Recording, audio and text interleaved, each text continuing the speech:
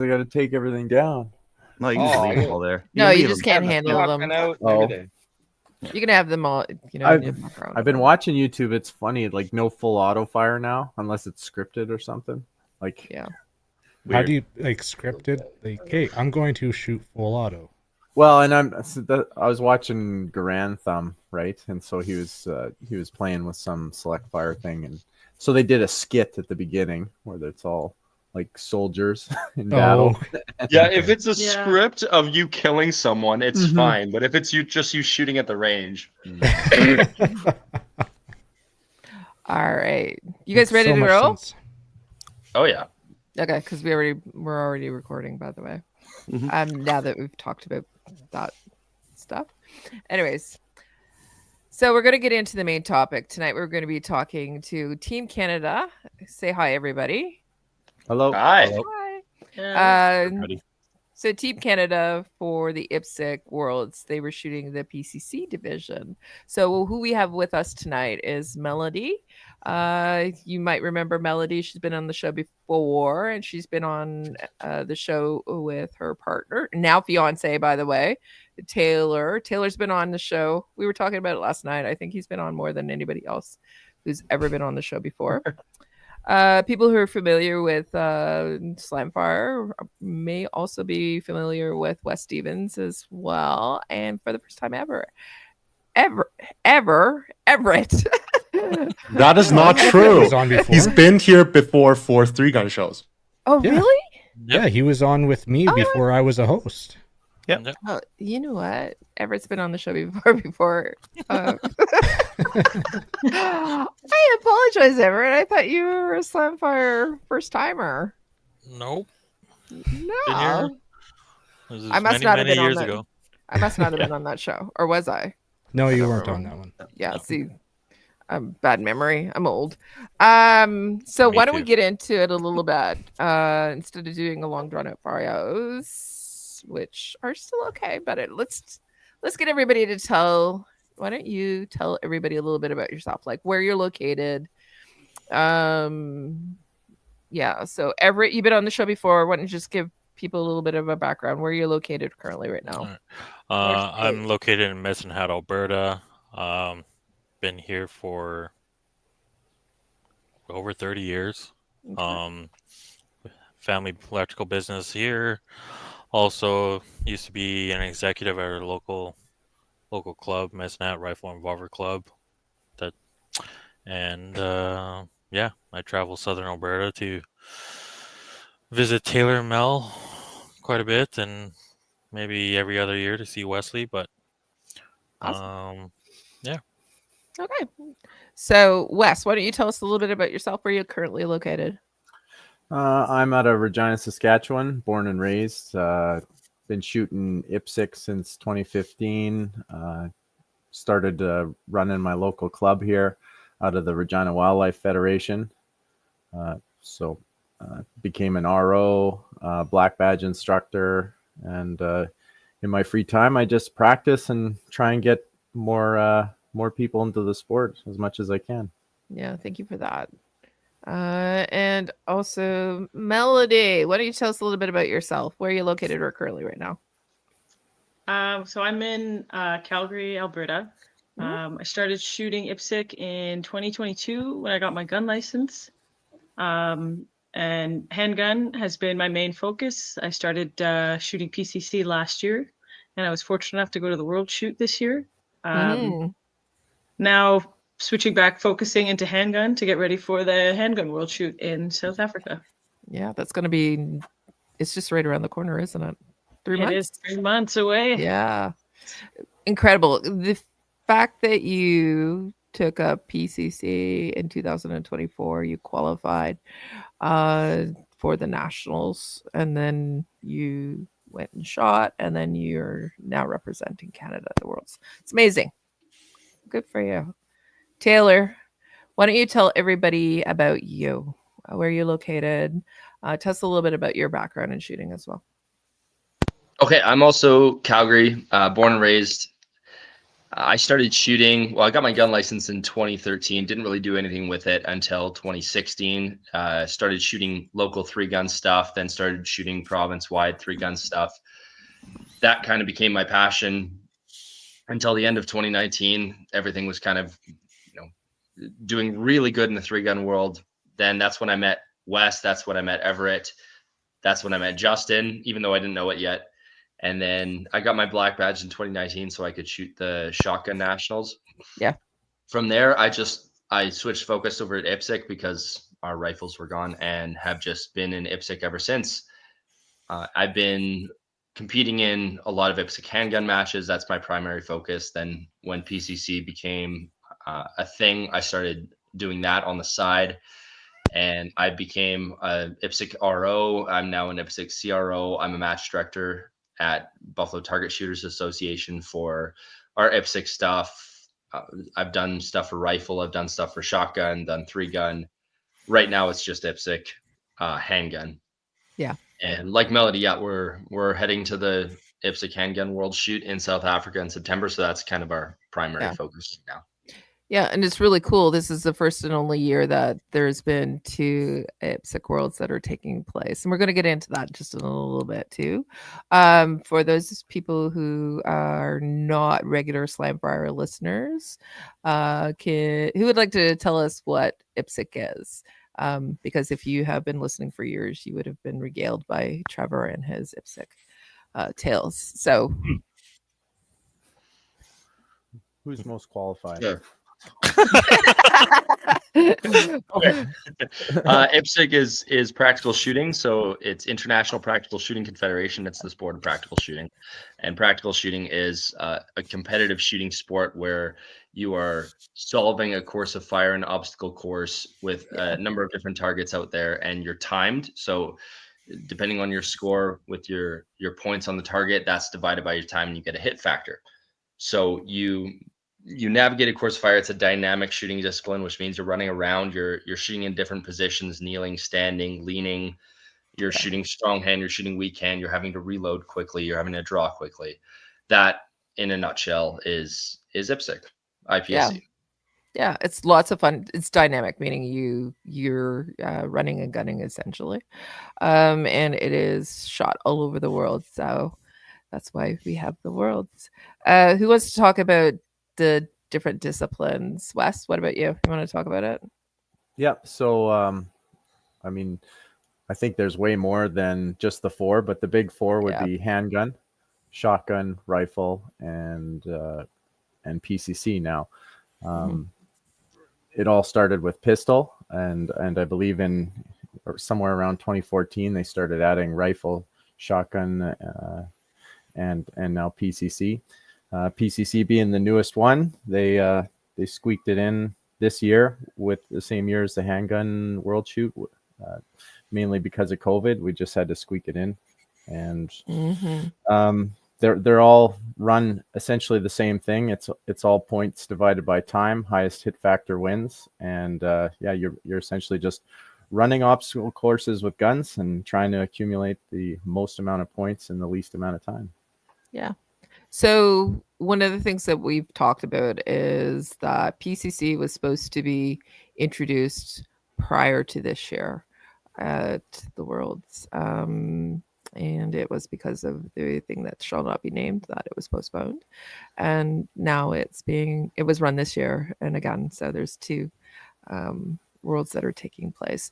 The other thing that took place, I think there was mini rifle going as well as PCC, correct?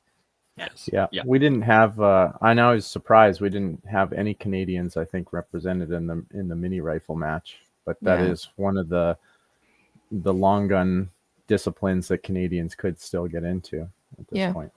So it might be something that we can focus on going forward with the current legislation. Maybe. Let's see. For now, there's still a handful left. Yeah. Yeah.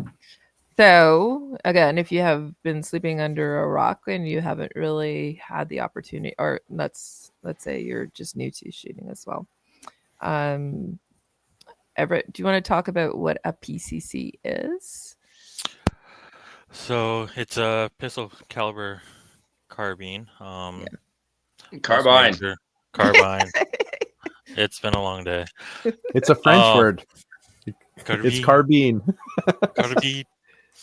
Carbine. The most standard caliber that it's shot with is 9mm, but you can shoot it 40, 45, Yeah. etc. Besides that, it is, how would you say it? Sorry. Most PCCs are based off the AR platform. Correct. There is other competitive options, but not as competitive as the AR9 version. Besides that, our versions that we were using was a pin and welded 14-inch barrel with a 2-inch comp. Yeah. But back home we're using the 18-inch non-restricteds. Yeah. But to be more competitive, we converted them all to 10.5s. But so they're very, for me, they're very. If you like tinkering, you can tune them up exactly how you want them. Yeah. Which is an amazing thing. It's literally like building a drag car for yourself, which I enjoyed mostly. But besides that, yeah. So PCCs are something that 9mm, most of them are non-restricted. However, there's been some legislation lately about all of this, and we'll get into that too. So Melody, I'm going to go to you because let's talk about the Worlds. Where was it? Where were you staying as well? Because I learned a little secret yesterday when we were talking about it. So where were the Worlds at?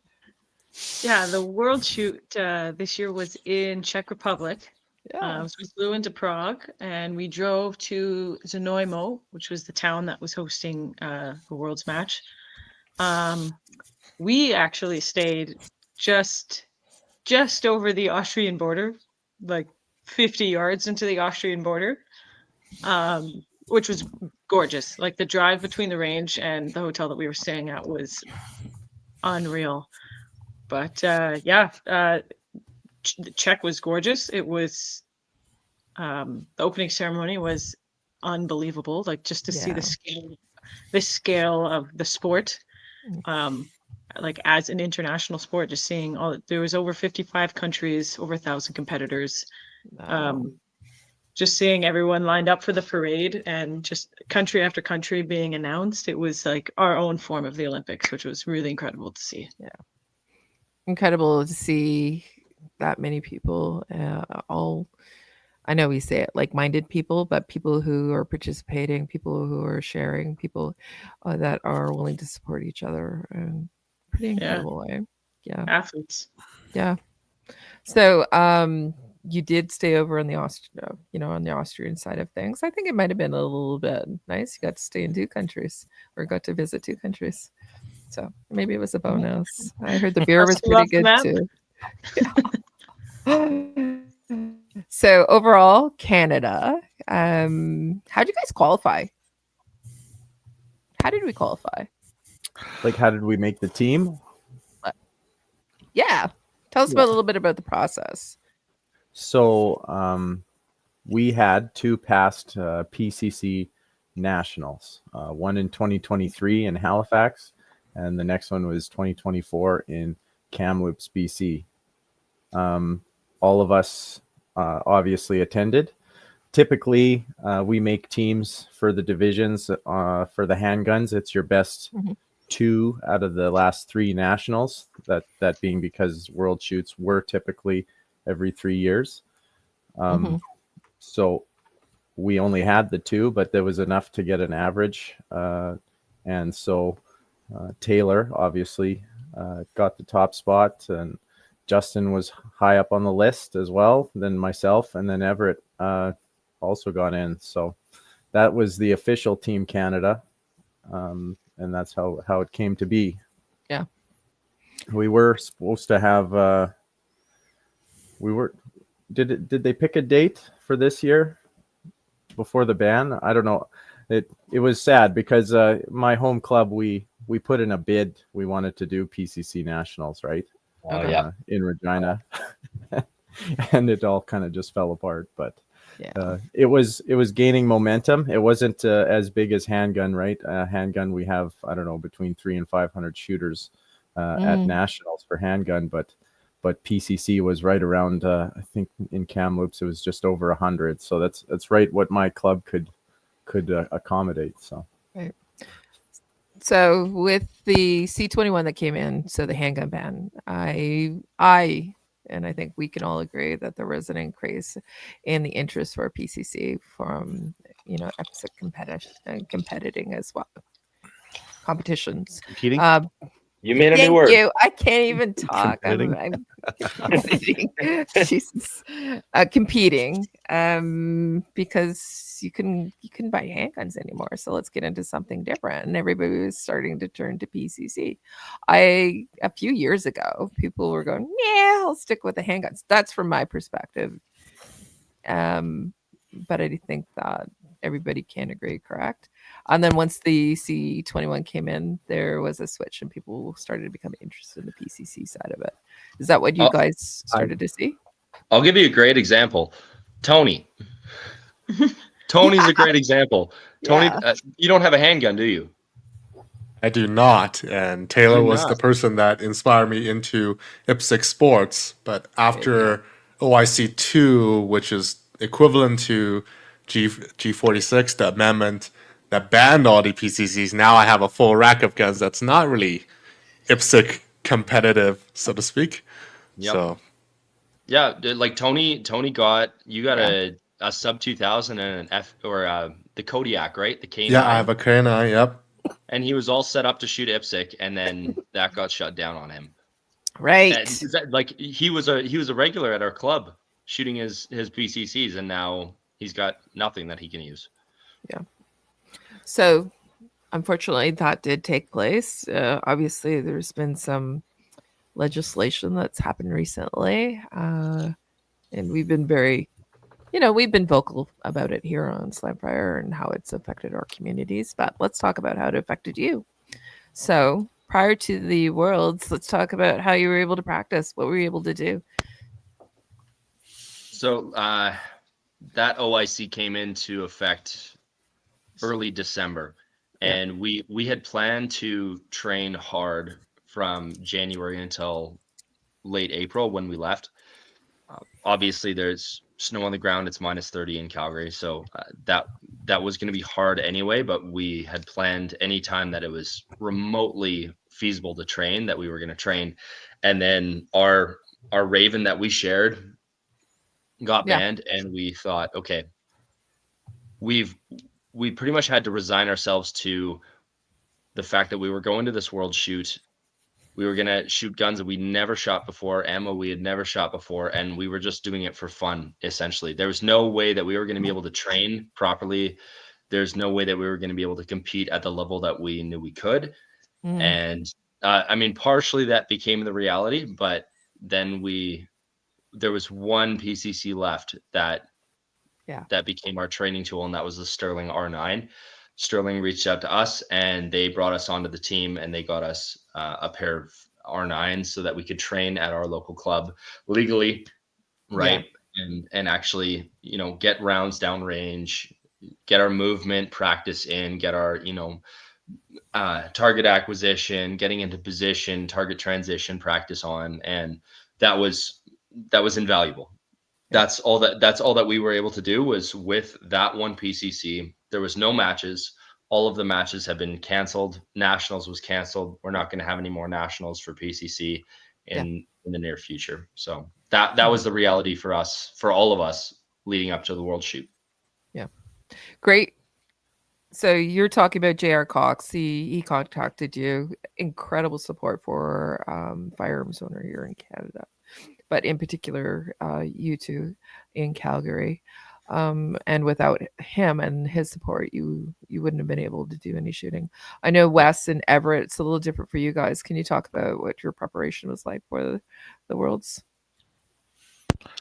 Wes, you want to go first, or?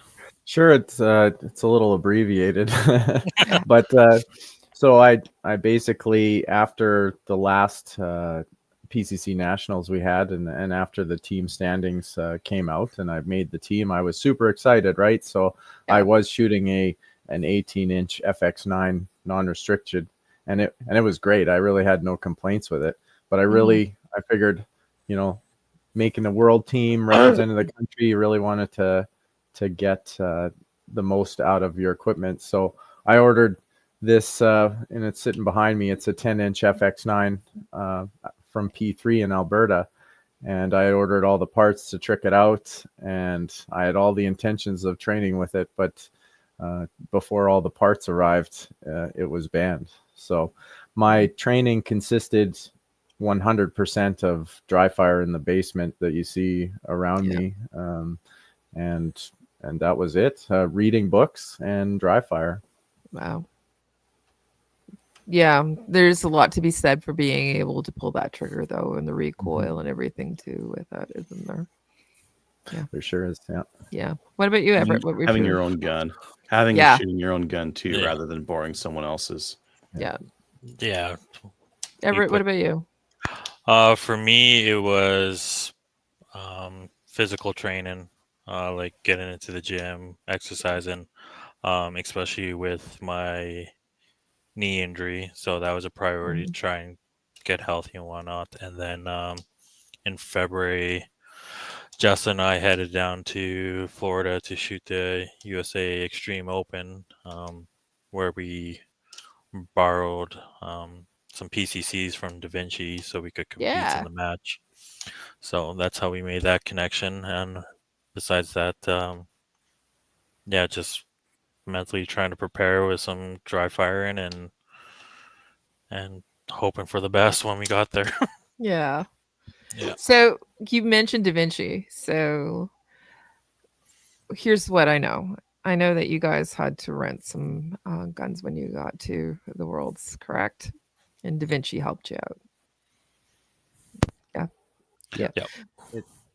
It was heartbreaking, but I was glad. We had like a little group call not long after the ban, right? And we were all still 100% in. It was like, it doesn't matter what it takes. We're gonna go, right? Because this is gonna probably be one of the only times that Canada fields like an official team. I'm sure some might go on their own accord, but this is an official team.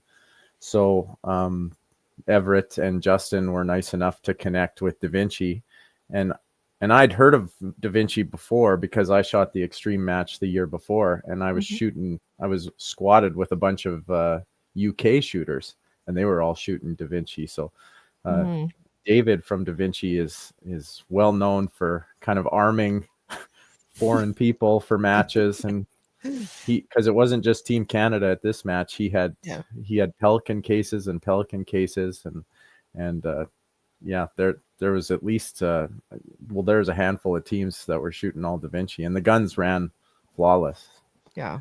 So again, so it was David from Da Vinci, who is located down in the US, but he supplied the guns for Team Canada in the Czech Republic. Again, we were talking about it, and we felt he should be named an honorary Canadian to support Team Canada. I'm sure he doesn't want to be. Yeah, like we were trying to be honorary Americans. That's probably, you're right. It's more the land of the free arming all the less free countries. All those Pelican cases of freedom for the rest of us that need it. So Everett talked about Justin, and Justin Thompson is the person he's talking about. He was the other person that was on Team Canada. Excuse me, but he wasn't able to join us tonight. So give him a shout out, especially for helping making that connection with Da Vinci too. So talk about what you guys were shooting during the competition. So what did they outfit you with, and how was it? Mel, why don't you tell us all about it? We haven't heard from you. Sure. Yeah. So Da Vinci brought us their DG9s, which it's our ravens that we shoot here are very similar. Similar, yeah. So it was kind of nice to move to something pretty familiar. It's still not as familiar as your gun, but that was probably the closest thing that we were going to get. And yeah, they ran flawlessly between the 5 of us, and how many thousands of rounds over 5 days and not one malfunction. So that was great. Wow. Yeah, they were, it's a great piece of machinery. Yeah, and they provide a lot of the parts and accessories and everything so that in case. Yeah, something oh yeah, happen. Da Vinci and Corey Shield. George. Yeah, Corey Shaw was there as well with springs for the roller delay system. George, their gunsmith, was there on site helping us with anything or any troubles we may have. Love you, George. Yeah, I want to add, like, those guns were flawless, even with brand new, out of the package, off-brand, like not Glock brand magazines. That Like, yeah, I'm always Brand like new. a little leery about non-Glock magazines, but no, not an issue. brand I new. told you they would be fine. That is very odd. You're on the border of Austria, but you can't get Glock magazines? Well, we had to get them here or in the U.S. to David, or take them with us ourselves. It's not that we couldn't get them. It's just you may or may not be seeing them again, so you don't want to spend every time that you have. Yeah. So So they provided the firearm, so Da Vinci did, but you brought your own optics, correct? Yeah. Yeah. So talk about the optics that you had. So Mel and Taylor, I know that you're sponsored by Apex, so let's talk about what you brought with you. Yeah. So we brought our Apex Fusions, running like a main optic and an offset. Apex also supplied us with a spare dot just in case one went down, and a weather shield. Yeah, and I run the same optic on my handguns, and I love them. I think they're great. Yeah, they are great. And funny enough, I think we're going to have Van on next week to talk about his or their optics as well. Wes, what did you run? I had the old standby. It's been a standby in PCC World for years. The 510C from Holosun. Yep. And my offset dot was a Vortex Venom that I've had for years and years and years. Vortex is also a great company because I find their stuff just keeps on ticking. And for those that are new, because I always get asked, especially people that are new to the sport, why do you need 2 red dots on the thing? And it's for shooting around hard leans. When we're shooting around a hard offhand corner, it's really nice to roll the gun over rather than switch shoulders. But another thing, and it happened to me in the 2023 Nationals because it was raining the whole time, my main optic got, because it's an open emitter, it just got flooded with water, and it was the long range stage, and I had all of a sudden no dot. I just rolled the gun over and boom. So the thing is, 1 is none, right? Yeah. 2 is 1. Yep. Yeah. I've seen some people like lose their battery or just goes dead for some reason, and that's when they flip it over as well, and they just keep going. Yeah. It's nice. Now, Wes, you're special, right? Or sorry, not Wes, Everett. You're special, right? What did you do? Special, right? So I run a Holosun 510 for my main optic, and then my offset is a 507 comp. But unlike the rest of the team, I run green dots because of my stigmatism. Yeah. So I don't like that little starburst. Touch of the tism. Yeah. It's a great recommendation. A lot of us have astigmatisms, right? You find the green helps with that? It does. It's more solid and crisp, where like a red dot, I'll have that main dot, and then all around it, I'll have like a bunch of mini red dots. I'll have to try that because I got laser eye surgery, and I want to say it took 80 to 90% of my astigmatism, but I still got a touch of it. So I should look through a green one.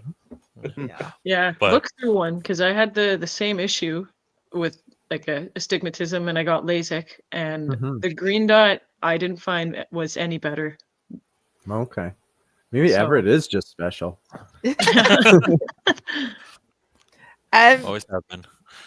So these are brand new guns for you guys. You hadn't shot them before. How much time did you get as prep period, prior to the competition? Were you able to sight them in? Which I know you did, but do you want to talk about it a little bit? Did we though? You want to talk about it, Ev? So the first day that we had access to the rifles, I think we spent probably close to an hour just trying to sight in the rifles. I had no problem. Wes had no problem. Justin, no problem. Mel needs to work on her marksmanship skills. Oh my! But yeah, we probably put a good 200-300 rounds downrange just sighting in our rifles. But Whoa! We had a practice bay. 200-300 rounds for a practice bay. I said for sighting. For sighting. Oh, like combined. So Combined to- at the 5 of us. Long Yeah. story short, Yeah, there was yeah, actually some pretty good complications, and we can get into it. But I Yeah. think we narrowed it down that it wasn't really the gun or the Yeah. dots; it was the ammo. Yeah. So we were shooting this Czech ammo, and so we're all shooting identical guns, not the same gun, but identically set Yeah. up, and the same ammo from the same cases. And I was 144 power factor. And for those that don't know, power factor is just your bullet velocity times the bullet weight, and it gives you a power factor. And we use it because you have to make a minimum power. So I was 144 being the highest, and Melody's was 134. So we were all over the map.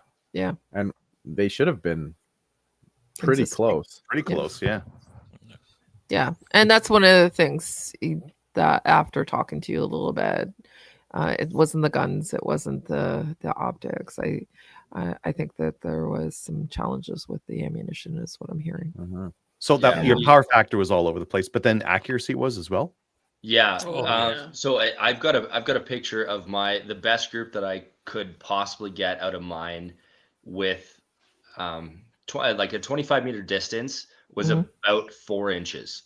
And Wow. if you think about PCC World, so if you shoot PCC in a handgun match, you're typically not shooting over about 25 meters, right? But Mhm. at Worlds, if you read the IPSC rule book, they mandate a certain amount of targets at a distance between 51 and 100 meters. And we had a few stages where we had to shoot at 80-meter targets. And if you have 4 inches at 25, You're you gonna multiply have that by yeah. 3, just over 3, and if you're not, like, you might as well just throw 5 at that target and you might get 2 on. Yeah. That's kind of the reality, and it bit us hard. Wesley Yeah. knows that. Yeah, I got bit pretty hard. I shot what I thought was a pretty clean long range stage, so we had out to 80, right? Mhm. And I was braced right in the corner of these ports, like solid, slow shots, and they went the 12 shots that I took at 80, air balls, all of them. Oh no. Yeah. Really? So I'm Wow. like, where are these going? And I just held center, but it's a full-on IPSC target, white IPSC target. Like, even if you're a couple inches high, couple inches low, it should have been on there. But yeah, Someplace. air balls. Brutal. Yeah, Yeah. for example, Taylor and I both held the same position. I was top right Charlie, and Taylor was low left Delta. Yep. So Yeah, pretty. it was all over for us on the long range there, but it was interesting. And you're in Czech, and Sella and Bella should be accessible, right? Yeah. I don't know if I want to mention the company that we were buying them from, No, but no, it was no. definitely a smaller local ammunition company. It wasn't an S&B or a Gecko or any of the other big European manufacturers. So, yeah, it didn't work out for you for the ammunition. Do you want to talk? Do you want to talk about how Team Canada did? I'm proud of you, by the way. But how did we do? Let's talk. I'm proud that we just went there and am we did the thing. But yeah, like I believe we were out of 30 teams, we were 24th. So okay. Not bad considering you're using somebody else's rifles and ammo that you've never used before. And yeah, while kind of the same platform, it all adds up and it makes a difference. Yeah, different handguard, different grip, different stock. Like for me anyway, different trigger. Everything was kind of familiar, but not. It didn't feel like home, so to speak. So yeah. It's a bit of a wake-up call though when you shoot against the best in the world. There was one stage, I think I actually posted it on the CCFR while we were at the match, and it was a really quick speed shoot where you had a couple targets dropping down. And when I shot that, I felt like I shot that to the very best of my ability. I was very happy with how I placed. Well, I was very happy with how I shot, and it was 85% of the overall winner. Wow. So it's a bit of a wake-up call when you shoot against the best in the world that, you know, what you think is very good might be average for a world champion. Yeah. Yeah. Yeah, I saw that post. That's 85%. There's a lot of meat on that bone. And that's just like the difference between those guys in the world. That's crazy. Yeah. That's the difference between 3 Charlie and no Charlie on a 12-round stage. One and you look at it because it's an all activator kind of sequence. The only way to do it faster is to hit the poppers multiple times so they fall faster. And so unless you really know the gun and know, like, are you going to risk it? Well, I mean, a lot of us are just like, I was just trying to stay alive on that stage. So yeah. Yeah. It was an intimidating 10 rounds, but it was an intimidating stage. I thought, like, a lot going on that one. Yeah. So tell us about your most favorite part of the world. So what was your favorite stage? Maybe what was not your most favorite, and then we'll talk about a little bit about the Czech Republic too. So. Well, least favorite was the one I FTE'd on. That was I haven't done that in many years. Mel was up the night before watching Instagram videos from a whole bunch of different shooters to get stage plans of every stage we were shooting the next day. Yeah. And I watched the video she sent me, or just was watching in bed over and over and over and over. And I thought, okay, I've got this down. And then when we actually got on the stage and we were walking it, you get 3 minutes at Worlds. You're not allowed on the stages. That's a little bit different than Western Canada, where if you show up the night before, you can walk the stages. Yeah. Or if you're there in the morning, you can walk the stages and you don't get in trouble. And I just got flustered. I don't know why I couldn't get a stage plan down. And then I ran by a target. So that was probably my least favorite. Yeah. You didn't do your homework. Yeah. My favorite. Yeah, favorite was probably that speed shoot, because that was a lot of fun. That was good. I felt like I nailed that. I felt like I had a great stage plan. I executed it well, and yeah, I don't think I could have done better on that. Awesome. What about you, Melody? My favorite stage, that big one that Taylor was talking about. I was actually the first shooter for that one. But because I had a plan down and I probably watched 100 videos the night before, I feel like I did fairly well on it. But my favorite stage was probably, I think it was our second or third day at the other range. They were, I don't even know how to explain it, but I think it was our second day. Most of the stages we shot our second day, I really enjoyed. You liked them, yeah. Yeah. So yeah, maybe. Do you think it was because you were more familiar with the gun itself and the shooting, and you felt a little more comfortable with that too? I don't know, because I mean, the first day I felt pretty good too. Like I did take quite a few makeups because I wasn't sure where, like at some distance, where I'm hitting on the target, but I had decent hits day one and day two. Okay.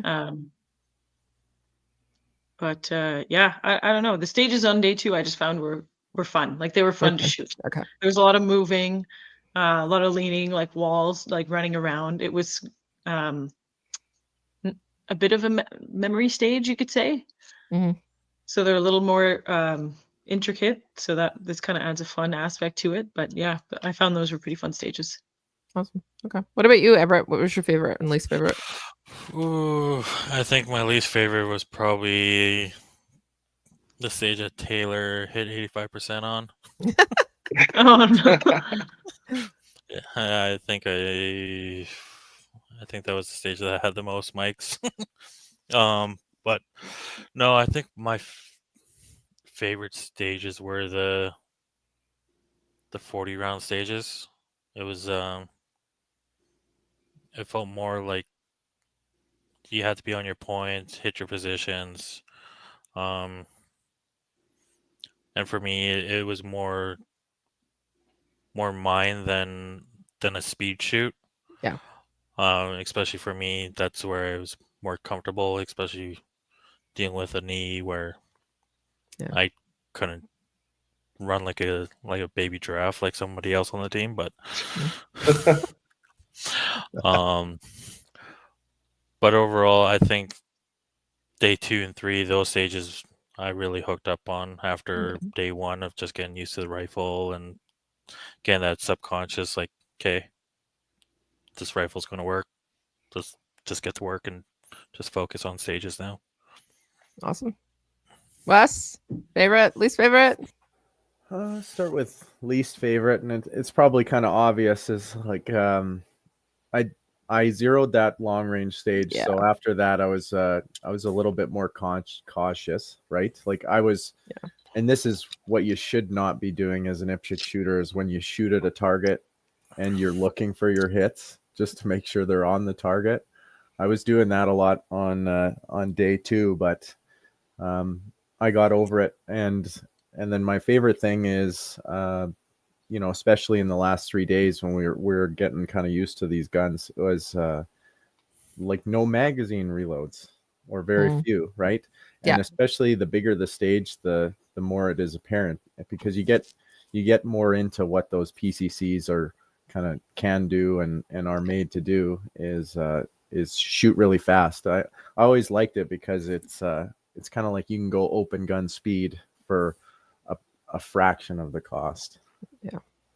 Yeah. What about Czechoslovakia? So, or is it Czech Republic? It's Czech Republic is what it is. So question, did you go to CZ? We did. You got in trouble. Right? I think it was the first day. The first day we got there, we walked to the store. Yes, it was. And why'd you get in trouble? Well, some of us had cameras out because we were just in awe, and it was a strict no camera zone. I had my GoPro out because I was trying to do a vlog of the whole experience, and 2 feet into walking in the CZ store, they said, "Turn that off." Yeah. No filming inside. You guys are gun enthusiasts who are also tourists, and I think they probably recognize that. Other great things about the Czech Republic: food, beer. How was that? Food. Yes. What was Wine water? was cheaper than water. Yeah. Especially outside Prague, like you go outside the touristy areas, and the price for beer and wine is just insanely cheap. You can walk around with a beer in your hand and just kind of take in the sights in the city, and it's really nice to be able to do that. Yeah. They've got the original Budweiser there. Mm-hmm. They That's can't where call Budweiser, American Budweiser. They got to call it Bud there. Yeah. So we had some original Budweiser, and it was good. It was a lot better than our Budweiser. Yeah, American. Yeah. And then we did find some bourbon. You did. Oh, it's the most like generic of generic bourbons. It was bad. That's not bourbon country. We went to the Hemingway bar and we had old fashions. Oh, there you go. Yeah. We didn't get to go to that 900-year-old pub though. It was a little busy. We went to it. We just didn't get to go in. eat. Yeah. But Yeah. All right. Not worth lining up for. We got some questions from some of the commenters here. Yeah, let's get to that. Yeah. How was your alertness after all the travel? Did you get bad jet lag, anything like that? Depends who you ask. Yeah. So I had absolutely zero jet lag going there or coming back. Coming back, we got in at 9 p.m. and I went to work the next day and I was fine. This one, not so much. Yeah, I didn't sleep on the way there. I didn't sleep the first few days. I also had to drive. So yeah, it was pretty rough. But I think the first day was probably one of my best shooting days. The first day was your best. I think it was the first night. No, it was the second night and the fourth night that you didn't sleep at all. Yeah. And then apparently that works for me, but yeah. Well, you're up all night watching YouTube to plan your stages is what it is. Right? Doing my homework. Yeah. Everett and Wes, jet lag affect you guys? For myself, yes, but we planned ahead. So Justin and I would be there 4 days before the match. So we landed about mid-afternoon in Prague, got to the Airbnb, and then we were using melatonin religiously and trying to get in that cycle. And by the time everybody else was there, we were already accustomed to the time and no problem. But coming back, yeah, it hit me hard. It was uncomfortable. Do you think it affected your shooting at all? No. Yeah, like I said, we planned to be there, so we took that out of the equation completely. Okay. Like we were religiously up at 6 a.m. doing our regular scheduled things like breakfast, stretching, going to the range, and then when we're back, eat, bed by 10, 11. So we got into a pretty good routine. Yeah. So. Awesome. What about you, Wes? Were you affected at all? So Justin, who's not here, he told us all about this app, right? And it's how to program yourself. You tell it when you're leaving, where you're going, and a few days prior to your departure, it gets you to start adjusting your bedtime. And if you want, you can augment it with melatonin. So I did that, and so yeah, you're going to bed at 6 in the evening a few nights before you leave. But I found by the time I got there, I felt totally fine. And you have to remember that when we got there, we had probably 2 days until we had to really do anything or be anywhere for the shoot, right? I believe the first day, and that was the only thing we did that day. The first day we did gun check. Mm-hmm. Right. And then the day after that was the opening ceremonies. Yeah. And then the day after that. So we were there a good 4 or 5 days before any shooting started. So I think we were all adjusted pretty good. Yeah, you were able to ease in. Yeah. And it was pretty funny when I got to the Airbnb in Prague to meet up with everyone. There's Taylor passed out on the couch, out like a light. And here, Melody comes out from the corner. She looks totally like the roughest time ever. It was pretty funny. It was our 12-hour travel time. Yeah. Well, you guys got 30-hour travel time. Yeah. Because our flights got canceled and changed and changed and changed again. And So I threw caution to the wind when on the return trip home. I wanted to see how that was my first trip to Europe. So I wanted to see how bad is jet. The next day I went to work. It just felt like a bad hangover. That was it. There you go. All right. So let's talk a little bit about, there's one other person asked if you were able to see the Glock factory at all. We didn't go that I didn't go that deep into Austria. I don't know where it is in Austria, but we were literally, we could have thrown a rock at the Czech Republic. Yeah. So I don't know where the Glock factory is, but we only ventured maybe 20, 30 kilometers into Austria, mostly just for food. Yeah. And to be honest, we didn't see a ton of the Czech Republic either. We kind of went Prague to Znojmo back to Prague, did a day trip into Germany, just barely into Germany and then back. Yeah. So did a day trip and stuff in Prague too. So yeah, but it was just kind of in the Prague area. yeah. I think from our apartments in Austria, we would have been an 8-hour drive. And that sounds like a long drive, but that's literally like maybe 300-400 kilometers. Yeah. Well, and the Glock factory. I mean, you just have to look for the horses, right? Yeah. Well, that's probably why someone wanted to go or something, right? Yeah. But, for those for that person that was asking, you might be interested to know the Austrian border guards totally strapped with Glocks. Big surprise, hey? Yeah, no, not really. No. We the one night that we did go into Austria to get some schnitzel, there was a beer garden or a beer fest going on, and we just kind of drove by it and turned around to take a look, and it was like middle of nowhere, this country town in Austria, sponsored by Glock. Yeah. So I want to change my my biggest disappointment. So the biggest disappointment was Ev and I didn't stumble into there. Schnitzel and beer. Mel was definitely playing beer. Mom that night. Yeah, we had to shoot the next day. Yeah, we did. Okay, Mom. we were in that tavern that like you could see the haze of smoke, right? And we already were a couple pints deep, and it was just like, yeah, we should probably go to bed. Yeah. Best schnitzel I've ever had. There's another question on here from Tracy. Tracy says, by the way, woo, Team Canada. And she was asking about if you had to rent, etc. And we did. I think she's joining us a little late because we did talk about that. Do you want to talk about the impact of the current legislation on the sport of IPSC, both handguns and also PCC? Because let's be real. So this is the first time that PCC has been at the Worlds, and Team Canada has been able to, Canada's been able to send a team, but it might be the last too. So let's talk about it a little bit. So it is the last. As far as IPSC on the whole, so IPSC does include a number of different disciplines, but I'd say 95% is all handgun, and handgun is now on life support.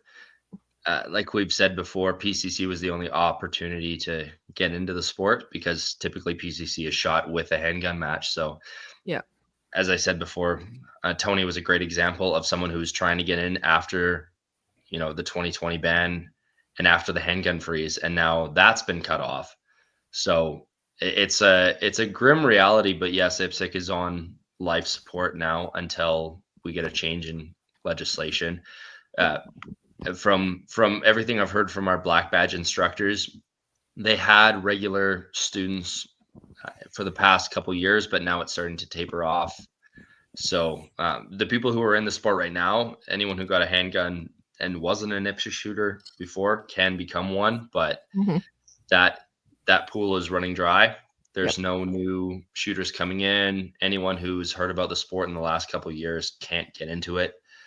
It's incredibly restrictive. So we're kind of just operating on who we have right now, what we have right now. And, as people retire out of the sport, it's going to shrink. Yeah. So that's not just IPSC. That's anything is affected by the bans. Yeah, 3-gun, etc. Mini rifle is one option currently right now. But those aren't entirely safe, right? As we saw from the last couple rounds of bans. Even some of those GSG 22s that would have been quite similar. I had one of those looked like a SCAR 17 or 16 kind of rifle. And even the most popular rifles in mini rifle are, no surprise, AR based, right?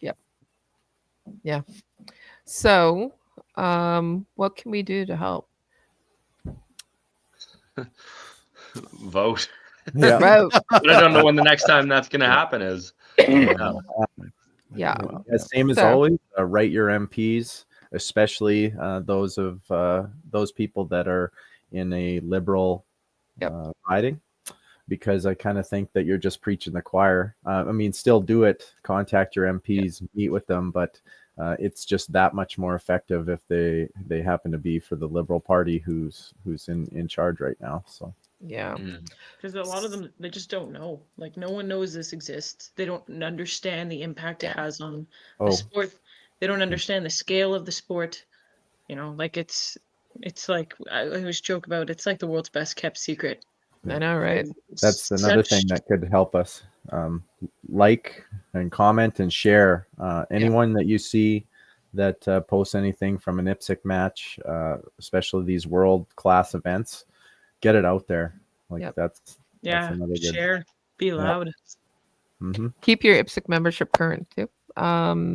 The other thing is also, I think you do have to vote because, well, tell me if I'm correct. The Worlds for IPSC are going on a 4-year rotation, correct? And you never know what may happen in those 4 years. So tell us a little bit about that too. Yeah. So with the addition of PCC as the newest discipline, there's now 4 main disciplines, and so they'll never have 2 world shoots in the same year. Again, that we're told from our regional director. So everything's going to be on a 4-year rotation, and just like I hope no one gives up hope, because like as you can see, we still all possess our stuff, and it's not over as long as we still have it. It's kind of not over really. So we're just kind of in purgatory, and I hope it turns around. I'd love to shoot another Worlds with these guys. They're amazing people, right? Yeah. All right. I love this team. Well, yeah. So Little Bird told me, it was Taylor actually. So, Big Bird. That there is some talk about IPSC and it potentially going to the Olympics. Do you want to talk about that a little bit? I don't know if there's been any progress on that, but I want to say it was 2023 that IPSC became a part of we got observer status for the Olympics. They joined MISIA, they joined the anti-doping program. So there was a lot of steps that had to be completed in order to be recognized by the IOC. And now we're, I believe, don't quote me on this, 1 step away from being an Olympic sport.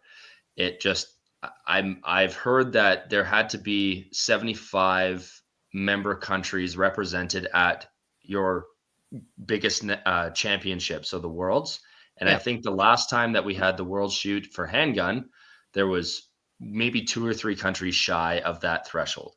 Okay. And that was also right after COVID. So this year, after the South African World Championship, we may have enough countries participating to greenlight IPSC as an Olympic sport, which, I mean, I've always said we should not have to legitimize our sport. We shouldn't have to legitimize why we own what we own or do what we do, but that just takes one more thing away from a government that just wants to destroy us. Yep. And I think that could put us over the edge of, being allowed to do what we do again, and at least get everyone else out there who doesn't shoot IPSC a route back into firearms ownership. Yeah. Well, that's the hope, right? Yeah. Yeah, and it also exposure. Again, as Melody was saying, there's not a lot of people who know about it, or people again see us as Canadians, and we're not able to. When you go abroad, people are saying, "You mean you're allowed to own firearms? You're allowed to own handguns? You're allowed to own rifles?" And it was very interesting. We had a lot of competitors from other countries that were coming up to us and asking about what's going on with Canada, how are they doing this to us, and I couldn't believe it. Yeah, there was a lot of international support for us, and a lot of people had heard our situation and felt for us. And wanted to help out. So again, do you want to give a little bit of a shout out to Dave at Da Vinci? Daughter Canadian. We couldn't have done it without Da Vinci, honestly. Yeah. Yeah, David was fantastic. Like, because we were staying in Austria and our permits were only for Czech, we would have to meet David every morning an hour before going to a match. And like the first shots were at 6:45 a.m. So we're literally leaving our apartments at 4 a.m., meeting David at 5, getting to the range at his hotel before he even had to go to the range. But thankfully he was willing to do that. And that was actually the silver lining, Everett, because if we would have had our own guns with Czech only permits, who would have taken them for us? Yeah, we would have been screwed. We would have been looking for any place to stay in the Czech Republic. Yeah. But instead you found this beautiful place in Austria because of Everett. Oh, it was a phenomenal place. It was gorgeous. Yeah. We even made a friend. Yeah. That's right. Yeah. The innkeeper was a beauty, right? He made a cake for us on our last day with a Canadian, like a maple leaf on. Yeah. Aww. Yeah. That's amazing. One more question. I think we kind of did already, but Tracy's asking if we can define mini rifle, and she has 22. So. Yeah. That's exactly what it is. Yeah. Mini rifle is just anything with a 22. Yeah. And so it's commonly shot with dedicated 22 semi-autos, almost always AR platform, but you can use anything. You could very successfully use a 1022 or one of the Darias or a conversion kit or those GSGs. Yeah. That probably will never be recognized in Canada for political reasons. Mostly because if we recognize that for a national championship per se, this is straight from our regional director. If we recognize that, that just gives more ammunition to our opponents to say, well, you don't need 9mm, you don't need 223, you don't need 12 gauge. Just shoot your sport with a 22, right? Yeah. It is a lot of fun, and Canada would probably be pretty competitive considering very competitive, yeah. Right? So but yeah, that's kind of the situation, and I think it was Germany that pushed for that originally, and then they started to get, under their political situation changed for that reason, that their government said, well, why don't you just give up your full power centerfires? Yeah, exactly. A good way to think of mini rifle is it's just IPSC rifle with a 22 with small bore caliber rifles, essentially. So, but a lot of these countries that were unable to own any kind of semi-automatic centerfire rifles, like the UK, just excels at it, right? They love it. They can still have mild to wild, all kinds of 22s, as far as I know. So it really worked out great for them. They're able to compete at the international level. All right. Well, I want to go to Adriel and Tony. Does anybody have any other questions before we get them to give us their contact information and socials and all that? Tony did you get forced to shoot a right-handed rifle? Or were you able to shoot a left-handed? Da Vinci is one of the few manufacturers that makes. Sorry, we lagged there for a second. Yeah, go for it. Yep. Is he having trouble? I want to say yes and no. Because he when he got there. Okay, I think we're back. Yeah, I think we're back. Go ahead. All right, cool. Oh, maybe we're not. Maybe not. The audio is good, so I'm just going to start talking. Yeah, Da Vinci is one of the few manufacturers that actually makes a left-handed rifle. So I was able to use a left-handed lower, and we had to swap out the upper for a right-handed one. When like the the ammunition issues we were talking about, Da Vinci actually came and swapped out our uppers so that we could confirm that wasn't the issue. So you had a left eject. End up using a right-handed upper, but I had a left-handed. Oh, you were fortunate. You had No, a left it was eject still- gun. It's still a right-handed eject. Oh, they're froze again. But Yeah. So initially when he started, the first gun that he got was left-handed lower and upper, so it was left eject. But he then But in the end, he had to go with a with a right left-handed eject, but with a left-handed lefty release. lower. Yeah. Got it. So it was an And- interesting situation. Yeah. Oh, they're back. There you go. I finished it for you guys. Yeah. We figured it out. I had a question on the stages. Like, all you guys pretty much run matches and everything. How prepared did you guys feel you were for the stages? Like, was there anything that totally threw you for a loop, or?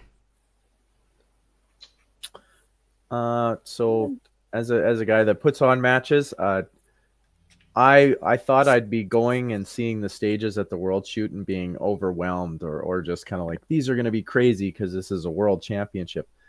It was impressive to see that it was really there's no, like, our nationals holds up stage quality wise to these stages. Like, there wasn't, other than a good portion of the targets being 50 to 80. Mm-hmm. That's the only thing you would see different to a handgun match here. So Awesome. Yeah. They were challenging, but not overwhelming. there was nothing that was just like, oh my god, like, not a bunch of spinning stuff. But that's the point of IPSC, right? It's right in the rules. They try to have more practical target arrays. It's not like 3-gun where we have like the peacock targets or the Texas Stars or anything, right? It's Or the Bevy special. oh, I don't even know if I remember that one. Yeah, but you guys, like, Taylor had gone through the rule books. You guys were prepared for the distance, at least. Yeah. You know what? It wasn't really the stages, it's who you're shooting against. Like, when I pull up to a stage, I'm like, I have practiced this distance, but you shoot it and then you realize that the top shooters are shooting that, like, a 45-meter target 25% faster than you. Yeah. Like, that's even the simplest stages. IPSC's known for having relatively simple stages because you got to get 1,000 people through in 5 days. Even if it's something really simple, same stage plan for everyone, you still got to execute, and the top guys are executing just faster. They're just more accurate and faster. So you don't even need a complicated stage to differentiate from people. So that was really the only difference I saw. I walked up to every stage feeling like it was a weekend match here in Alberta. Yeah. But then you realize that the whole pool is stacked against you, and you feel the pressure to go a little faster, right? Yep. But you brought up something else. Like, you were shooting over 5 days. Like, how is the marathon for, like, because I know how I feel after a weekend. So Yeah, you know, it's the equivalent of shooting a level 2 match every day for 5 days, and they run a very tight ship there. So we were only shooting for about three and a half hours per day. Oh. So as long as you pace yourself, as long as you don't get carried away and party every night, and we got adequate sleep. Apart from Mel, we got adequate sleep every night, and you're on a good routine. You just go, you do your 3.5 hours of shooting, and then you see where you stand and you adjust if you can for the next day. So that was, I actually felt like I performed pretty well in that aspect, that I approached it just like I would any other match. I didn't feel overwhelmed like that it was Worlds, but you do know at the back of your mind, everyone else is shooting this faster than I do. Get on your horse. Yeah, they were easy days, which was nice, and I think it's good because it tests more of your shooting ability.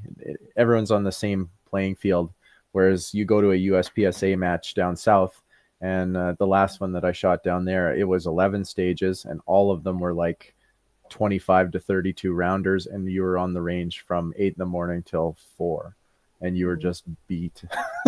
Yeah, that's a long day. But we did learn pretty quickly as well. The range officers and the staff, they moved really quickly after each competitor's shots for scoring, and it caught us a few times where we should have been delegating more. For your buddy to walk and confirm targets. Yeah, there was a few Did times. you guys get bid on that? Yep.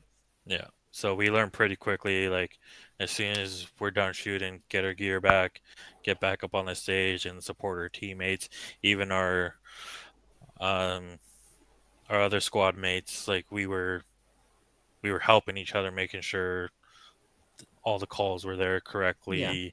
Even reshoots, like, hey, like, no, this isn't correct. Like we were staying on top of each other, supporting each other all the way through. So there was a lot of support there for each of us. Someone got questioned for checking a Croatian guy's target, right? Because I dropped my gun down and Krešimir was shooting next.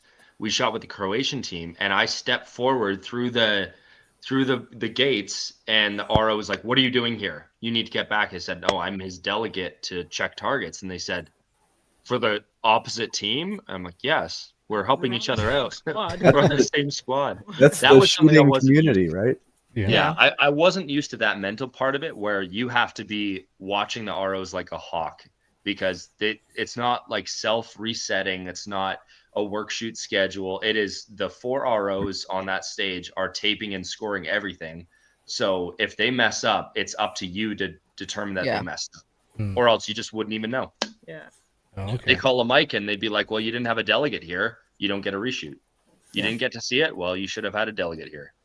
On the 50-yard swinger stage. Yeah. Another note, especially on the long range stages, is they wouldn't let us to go down to confirm those targets, any squad mates or anything. So they would, if they called a mic and you wanted to question it, they would actually pull the target and bring it up range for you to confirm it, and then paste another target to keep the flow going. Okay. Yeah. So it was really different. Yeah. But if you got 2 delta, like if there was 4 targets out there and it was 2 delta, 2 delta, 2 delta, 2 delta, they wouldn't let you see it. And I asked a few ROs, they wouldn't even tell you where your hits were. They wouldn't tell you if they were low, right, left. They would not say anything. Hopefully that's something they adjust for future. This was the first PCC World Shoot, so I'm hoping that's something that maybe they can adjust, because it would be nice to go down, confirm, see, even if it was through a video monitor or something. Yeah. Well, with that, you think did they pull like their procedures and that from the rifle shoot, or did they basically try and create this new? I don't know. I want to say it's probably more akin to the handgun side, and then just a little bit further distance. Yeah. Because like I think rifle, don't they have stuff like bipods and all kinds of stuff. Oh yeah, I was just thinking like you're talking with, they wouldn't let you down 80 yards down range, and if they wouldn't let you see the targets, and I was just wondering if that's something similar in the rifle shoot, where that's where they kind of pulled that procedure from, or not sure. It could have been. Taylor was saying that there's some sort of electronic targets that they just approved that maybe we'll see more often, right? Where the bullet passes through and kind of senses which scoring zone that it would have hit. Yeah, that might be helpful, right? Yeah, especially just for the long range, right? Yeah, I can see why they're trying to be economical with or efficient, right? Yeah. So if everybody's asking to see their targets, and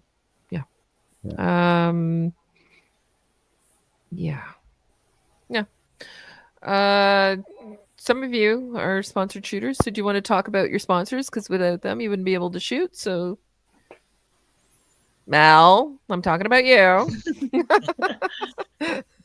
Yeah, well, we definitely big shout out to all of our sponsors, really, for supporting. Sterling for providing us with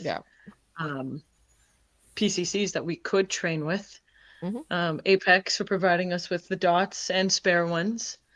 FH for providing the ammunition that we use to practice. And we should have brought that ammo. Yeah.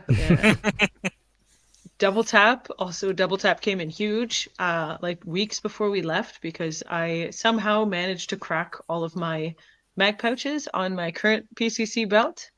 So within like the next day, they had sent me new pouches and a belt that I could train with and then take to Worlds. So that was really awesome of them.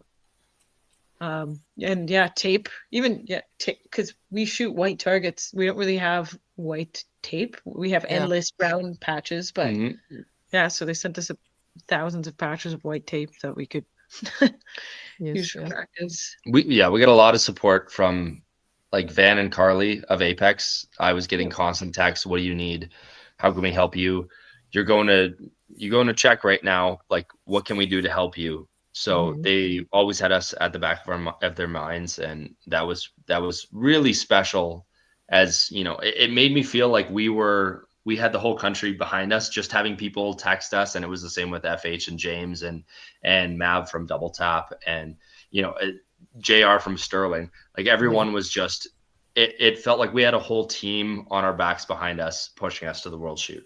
That's what it felt like. Yeah. What about you and Wes and Everett? Who would you like to give a shout out to?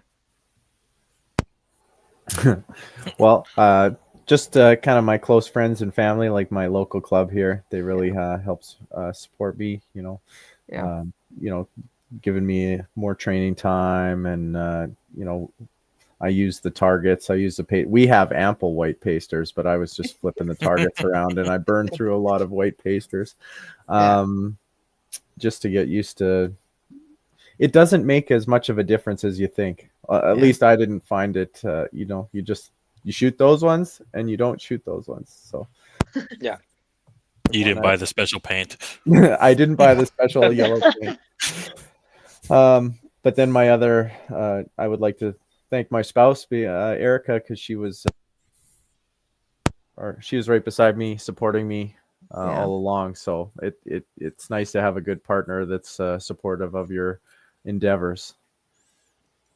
Yeah. What about you, Everett? For me, it's definitely my friends and family. Like I said, I am in electrical business with my family, letting them run away every weekend for matches or training, especially taking off a full month to go to the Czech. It adds a lot more on to their backs and the company. So I'm very grateful for them to pick up the slack while I'm gone. And then my friends motivated me to get out training and keep on top of everything while I'm frustrated and whatnot. You have a bad day, you lean on your friends, and they pick you right back up and kick you out the door until you get back at it. Yeah. And yeah, just like your friends that are sitting here on the they harassed me the whole trip. Well, how could you not? You booked the accommodations in the wrong country. He was just giving you an opportunity to see another country. Let's do it. It's like Dumb and Dumber, hey. Awesome. So what's next for you guys? I know that there's a couple of competitions that you recently signed up for, meaning last night, and I know that Mel and Taylor are going to the Worlds as well. So, but what's next for you after this? So for most of us, we have Alberta provincials coming up. So that's another ramp up for Taylor and Mel. Me, I'm slowing down, taking a breather. It's been a long 3 years getting ready for the PCC Worlds. On top of that, I am volunteering for the Canadian Nationals here in Alberta as well. And then also I am co-match directing in the 32 special 2 weeks before the Nationals. So you're not really ramping down. You're not slowing down. Not yet. Not yet. Yeah. What about you, Wes? What do you got going on? What do I got going on? So this weekend I'm going to have a little level 1, local level 1. I need to get shooting the handgun again. Later this month, we have our monthly match, our regular scheduled monthly match. At the end of the month, I have I'm going to North Dakota for the North Dakota State Championships. I'm really close with some guys down in Minot, North Dakota, and they just put on a great match. And then in July is the Saskatchewan Provincial Championship, which I'm MD along with my friend Adnan Parwez. We are putting on a 2-day level 3 match in July, and then I'll be in Alberta with these guys for the Handgun Nationals. And then I will be representing Team Canada for Classic Division in South Africa. There you go. I believe in September. So it's also a busy year for me. And sounds like it. Yeah. So it never stops, but it's by design because most of us just love it. So cool. There you go. And Mel Taylor, what do you got on next for you? I think mostly just weekend, like regular matches, but the next big one will be the provincials near the end of the month, or not even, in a couple weeks. It's like 3 weeks away. Yeah, and then next month the nationals, and then after that the worlds, where the handgun world shoot in South Africa. So we're just ramping right up. Yeah. The way her schedule works, she doesn't get to shoot as many matches as I do. She works weekends sometimes. So I think I have 3 weekends off between now and our departure for South Africa. Yeah. I'm not a match director for nationals, but I am designing half the stages for the national championship. So everyone coming from across Canada, you get to experience my wrath. And so do I. So that's happening in Tabor at the end of July. So we kind of get a nice, 1, 2, 3 of provincials, nationals, worlds. So but everything is away for PCC. That's kind of out our minds now, and the handguns come back out. Yeah. So we already shot a level 2 just this last weekend in Canmore. So it's just more of that for the next couple months. Awesome. Sounds like it's going to be a lot of fun. Okay, so before we close out with the interview itself, Everett, what is your handles on social media? Mine handle on Instagram is everett.polito, and same as on Facebook. Don't follow me on TikTok, please. Roger that. Wes? Oh, you're muted. You can follow me on Instagram. I'm at Whiskey Juliet Sierra with dots as the spaces on Instagram. And then YouTube, I'm trying to compile. Well, I am compiling all our stages by day and posting them on YouTube. And I'm at Ol Wessie on YouTube. So go check it out if you want to see a solid, mid-packer, but gives you a good idea what the stages look like. It's going to be awesome. Melody, what's your Instagram and other social media? Instagram, you can find me at 9melly 3 M's. I don't really use Facebook much. I don't have TikTok, and my YouTube's pretty outdated. So Instagram is really the best platform. Place to get you. Yeah. See some vids, yeah. All right. And Taylor. Yeah, Instagram is the home of shooting. So I am the.albertan on Instagram. I do have a YouTube channel as well that I'm posting kind of full match videos on. I'll be posting the opening ceremonies from Worlds and then all of the stages. And that's just Taylor Reich. Very simple. Awesome. And I really do think that our MPs, as well as maybe even our Prime Minister, should really watch those videos that you're going to be posting, especially the ones where, Team Canada is on the, marches in and everybody is surrounding it and the feeling and everybody is cheering and because it may have an impact. It's an amazing feeling. Yeah. That was a really special moment. Yeah. So, all right. Thanks for coming on tonight. Really excited to see you guys. Good luck, in your competitions going forward at the Worlds that are going forward. Wes, Mel, and Taylor and Everett. I'm sure that it was awesome seeing all of you again. Yeah. I haven't seen Kyle and Tony and Adriel in a while, so Yeah. good to see your faces. Absolutely. Good talking with you guys. Thanks for having us on. Cool. Yeah. Thanks, guys. Yeah. Thank you, guys. Right, thanks Thank for you. having us. Thanks for representing Canada, man. Woot woot. All right. All right. Yeah, let's Get on with the rest of the show here. I know it's been an hour and a half already. Woohoo! Yeah. That's All right. awesome. You guys can cut You guys can cut. either stick around for the rest of the show, or you're welcome to peace out. But I gotta really, pee. All right. Well, I'll see you. All right. See you guys. See you guys. Yeah. Bye, Later. guys. Thanks again for coming on. Thanks for having us. Bye, Mel. See ya. Tony. All right, are we ready? Yep. Welcome to Slamfire Radio, episode 609, recording live on June 11th, 2025. I'm your host, Cowtown Tony. Oh, I think I'm supposed to go next, right? I'm Oh, Kelly. actually, I think it's Adrian. Oh, Oh, I'm okay. Adriel. I'm Kyle. I'm writing down the time. Oh, I'm Kelly. I'm lost. I saw already write down the time. That's okay, though.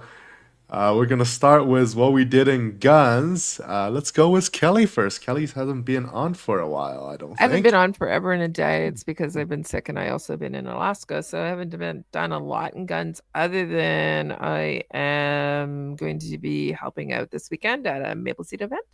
And that's going to be in Brockville. And then I've also signed up to help with orientation for new members at FRPC. And what else have I done? Not much. That's about it. Did you not do National Range Day? No, I did not do a National Range Day. Aw. No, I know. I wasn't able to do it this year. I'll be doing it next year. I had a family obligation that I had to attend. So, yeah.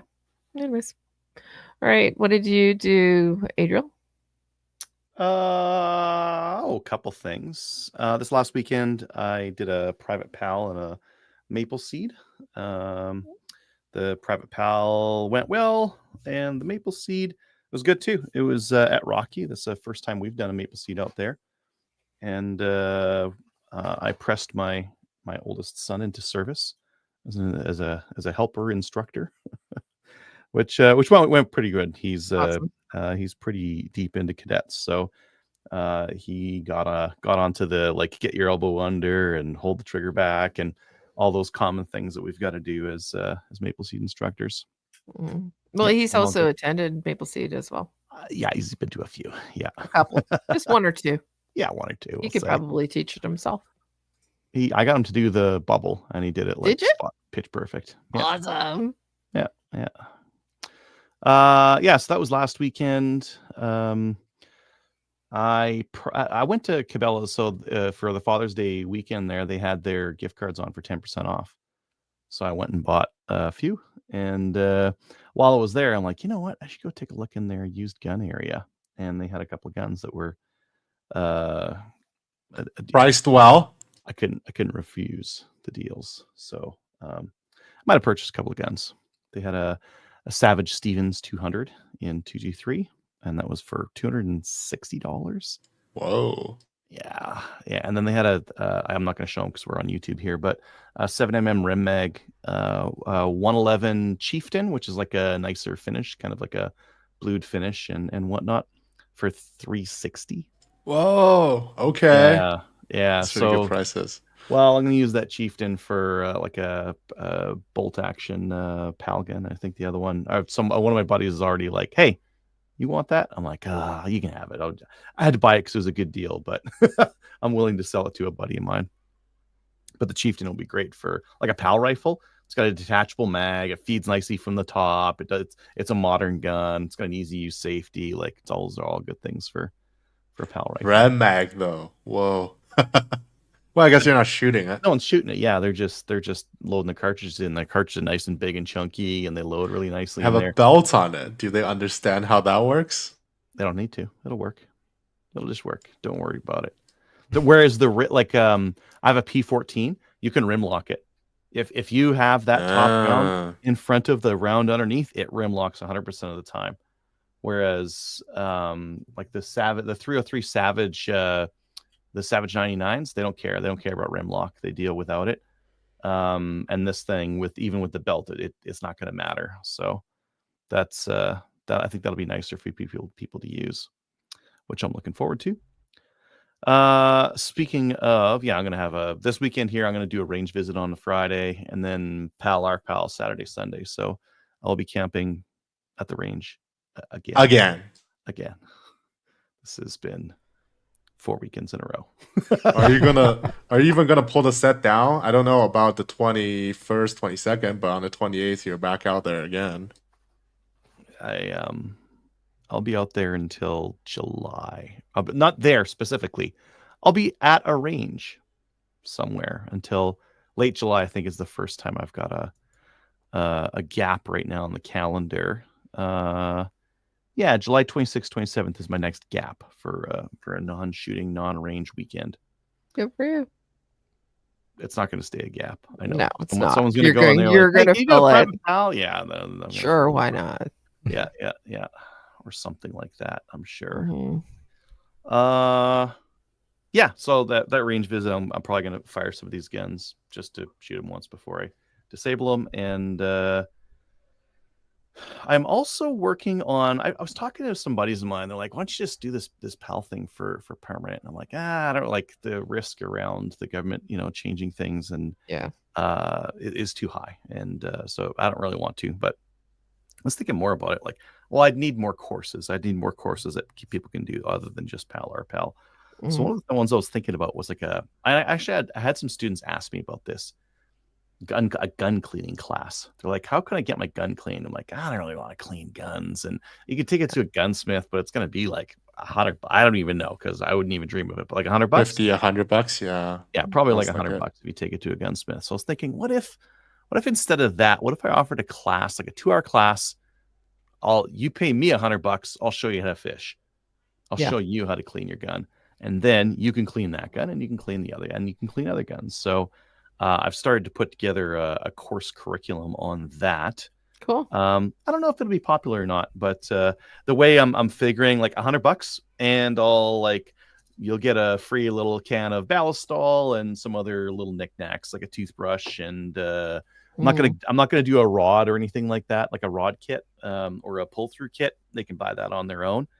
But yeah, maybe a couple little things, and bring your gun.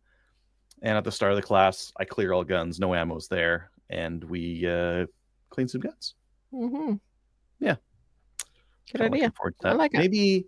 Maybe on a different day when we've got a little bit more time, I'll rip through the deck, and you guys can give me some pointers on what you think is missing from it. That is an interesting thing, because when I first got my first shotgun, not included here, I guess, but it was an interesting question, such a basic thing of firearm ownership, but the firearm safety program never said anything about it. They said you should have a rod, but they never said. They talk about they talk about lubricating it, but that's it. It's not specific. It didn't tell you enough to do it. Should I lubricate the magazine? Should I where do I put oil on everything, or what? How much is just drown it into the bucket it goes? So I don't think I hurt my pump shotgun by not disassembling it for the first time before I shot it, but in hindsight nowadays, I'm gonna take it apart because storage lubrication isn't really good lubrication. So there are some things to think about it. I found a firearms cleaning class course, like a deck on the internet. I'm gonna share it with you guys. I don't want to show it because I don't want to name and shame, but it's horrible. It is absolutely I was like, oh great, a slide deck. Well, I'll just take a look and copy some good ideas and add my own in. But it's about half FUD lore. like really bad FUD lore. Oh. I'll share it with you guys. It's terrible stuff like if you leave the factory oil in your gun, you could cause the barrel to burst. You'll get overpressure. If you get copper buildup, you're going to start seeing overpressure in your cases, in your cartridge cases. What? Wow. What? How many? It's unlikely. It's unlikely. Yeah, Yes. unlikely. There's like a whole slide on barrel break-in. It's like, God, come on. Oh, that too. Come on. Guessing my first gun was a smoothbore. I didn't have to break that in. It was smooth. Yeah, but hey, a smoothbore is a great one. Hey, there's all this plastic in there. Let's grab my drill. Let's grab this rod and let's get after it and get that plastic out of there, right? Like there's if you follow the rules, it's like, oh, well, you just push it through and then you unscrew the brush and you take it back to the start. You screw the brush back in and you push it through the barrel just one way. Fuck that. No. For a shotgun barrel, no. We're going to put it on a drill. We're going to drill that stuff and we're going to get that plastic out of there and that lead out of there. Anyways, so I'm just thinking about that and trying to put that together. I don't know how popular it's going to be, but it'd be something fun and just another thing that we can, do to help people who are just starting out. Kyle? Did you go yet? No, I haven't gone yet. I did construction. So I finally plugged the back of the bench. So I see a pistol up there.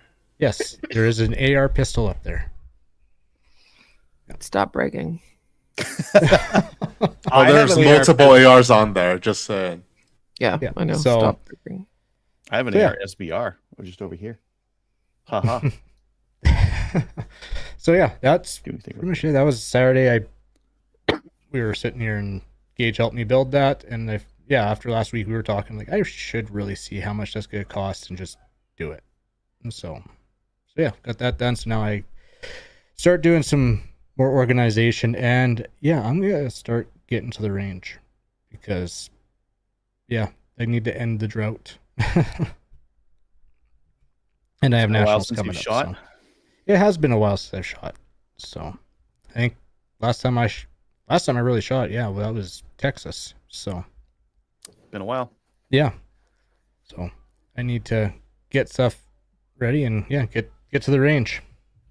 But that's basically it. Oh, if you're interested, I did 3D print those mag hangers. So I'll post up some stuff in the Discord and whatnot. And actually the rifle hangers too. I 3D printed those. So to go into the pegboard there? Yeah. Hey. Yeah, so like that's 3D printed. So like 2 different styles, and then they're basically the mag holders. Those are 3D printed too, and they just flip into the pegboard, and I didn't even have to use 100% fill on the rifle hangers. Cool.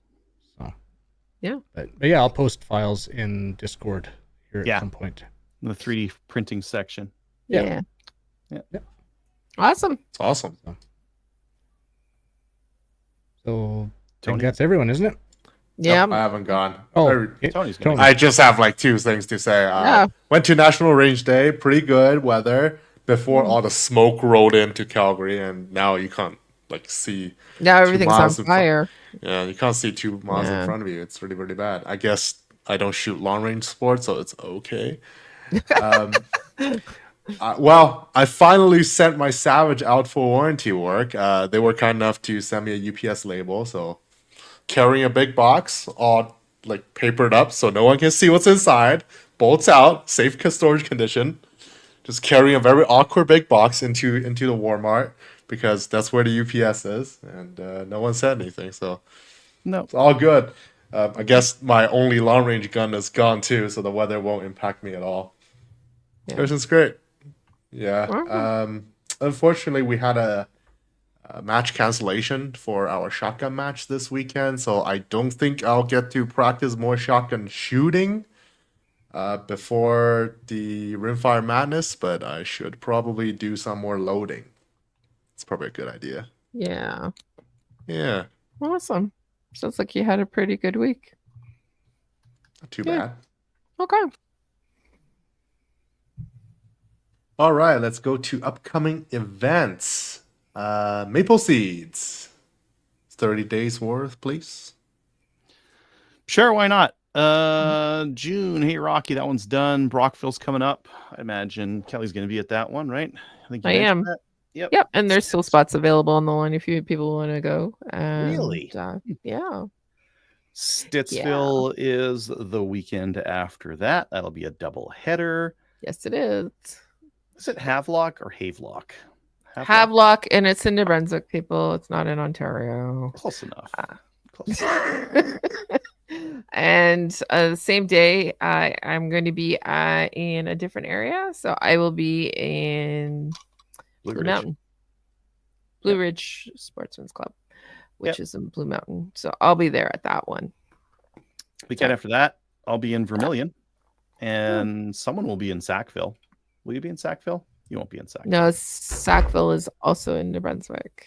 So, and no, Kamloops. Yeah, Sackville's in New Brunswick, and then Kamloops will be that weekend as well in BC.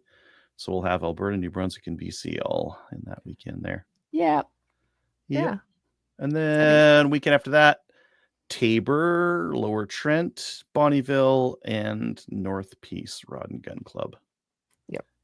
All that weekend. Oh no, wait. North Peace is a couple weekends afterwards. Anywho, that's Maple Seed. That's the next couple of weeks. What about HG Farm Training? My PAL this weekend sold out. The RPAL still has a couple spots available. There are some signups for it. I'm doing a July 6th one in Devon with Colin. That one's got spots available. And then the weekend after that, I've got in Bonnyville. Hey, look, PAL and Maple Seed, both in Bonnyville, both in the same weekend. Huh. How'd that happen? Almost like it was planned. Yeah. Are you seeing, because the new government, a dip in RPAL registration, or is it still kind of samey? I mean, it was less before as well. I'm actually, quite frankly, surprised that I'm getting anyone coming to them right now. So some of the people have really good excuses. They're like, my dad has a bunch of handguns and I want to borrow them. Great. And you get your RPAL, borrow all that kind of stuff. Some people are doing it in prep, just in case. And then some people, I had a couple people for like work. They want to be a Brinks truck driver or something like that. So yeah, there's a variety of reasons to still get one. Cool. 3gun.ca. We have we've talked about the Rimfire Madness a lot of times. On the 28th, is spots still available? I think so. Yes. Okay, June 28th. That is at Sherwood Park. July, there's the Chaz 3-gun match on the 12th, and Sherwood Park multi-gun on the 26th of July. Cool. Let's go to the news. The first one, if Adriel doesn't mind sharing his screen, I guess the X screen share will be the most beneficial here. From the CCFR, from the House of Commons, I call it the amount of cluelessness.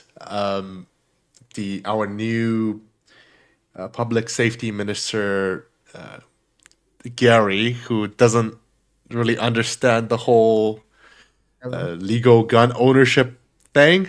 He doesn't know anything about gun licenses. Yeah, he doesn't know what an RPAL is. He doesn't have an RPAL, obviously. He doesn't know what the CFSC, the Canadian Firearms Safety Course, is. And when asked, he replied, and I quote, "This is not about law-abiding gun owners, Mr. Speaker. Mr. Speaker, Bill 21, it should be C21, but anyway, Bill 21 is meant to get serious, dangerous weapons off our streets." And my comment on that is they're trying to buy back, confiscate, whatever you want to call it, was legal guns from law-abiding gun owners back. Only, correct. And the only people that are affected by it are legal gun owners. And somehow Bill C-21 is not about law-abiding gun owners. So, like, in their mind, we're already criminals. I don't know how else I'm going to interpret it. So I'm going to say this. I'm not allowed to have an opinion about because I work for No public opinion. safety. No opinion. So, but the reality is there's just a recent cabinet shuffle, and even those that have been in previously, and those different cabinet portfolios have a failure to understand the actual portfolio. So this is apparent in this, and I don't know the CCFR posted it, and it's been shared widely as well. But I do think that after what happened, he will do a little bit of research, but it's still not going to have an impact on us. I doubt it, Kelly. I doubt it. C21's there, the OICs are there, and we know what's happening. So he doesn't require to know any of that stuff. Anyway. And to quote his last and he doesn't. Exchange in this exchange, when asked if he would commit to taking the Canadian firearm safety course, he said, "I do not intend to purchase a firearm or use a firearm," which is the most politician answer I can get out of it, because you can take the safety course and not buy a gun. You can take the safety course and not register for a PAL. Like, the amount of cluelessness, I'm just going to put it there before I explode. On more positive news, I guess, the already anticipated Alberta hunting regs changes have been committed, so to speak, are coming into law when the Alberta Guide of Hunting Regulation publication is updated every July. But a few things includes a lower big game hunting age. I think it's 10 now. A few clarifications on certain things, like a wheelchair is not a motor vehicle, which is a little silly, but I guess it helps law enforcement agencies as well. You can shoot your 22 centerfire rifles for big game hunting now. For example, 223, unfortunate timing, but 223. 22 250, for example, 22 Creedmoor, things like that. Rimfire still no-go for obvious reasons. You can use tracking dogs. Smaller than 22 centerfires. Yeah, so your 204 Rugers and 17 Fireballs are still outlawed, but I don't think there's too many people out there trying to do that anyway. You can use a tracking dog to recover wounded game after you made the shot. And, I didn't even know that was illegal. Yeah. I would have assumed that, if you shoot a deer and you go back to the house and grab a dog to help you find the dog, that would have been fine. But I guess I didn't know the rules. From my understanding, you couldn't use it. That. I know, but I don't know if it was explicit or not. Yeah. I think to me, my read on it, on the old version when I was educated, was just big game hunting equals no dog. So just don't have the dog there. What else?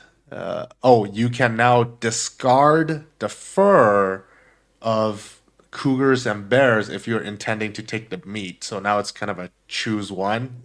You can discard one of also you can choose to use the whole thing, which is probably the best way to do it.